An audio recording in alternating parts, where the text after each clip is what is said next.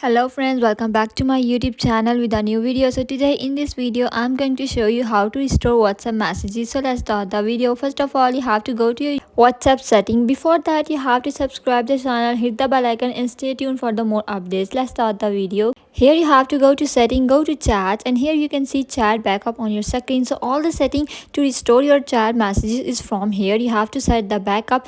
Then after setting backup, you have to press on backup now. When you press on backup now, all the backup your restore your message will be stored in your mobile phone. Then whenever if you lost your mobile phone or if you lost anything WhatsApp, you accidentally deleted the WhatsApp, whenever you again make WhatsApp, it will recover when you enter the same iCloud email. So this is a procedure how you can chat backup. First of all, you have to do chat backup and also include videos. If you want to restore messages and also you want to restore videos and photos, you have to click on chat. So if you want to monthly backup, daily backup or weekly backup, you can search, like you can select whatever you want according to your projects or whatever. So this is the procedure how you can chat backup. So this is the one procedure from where you can recover WhatsApp messages. Let's move to the second. You have to go to your mobile phone setting. After going to setting, here's an option of iCloud storage. iCloud storage where you can store all the messages and all the data of mobile phone. In a case if you lost, you can get recovered that. So you have to go iCloud and here you have to go to the apps and select the apps that you want to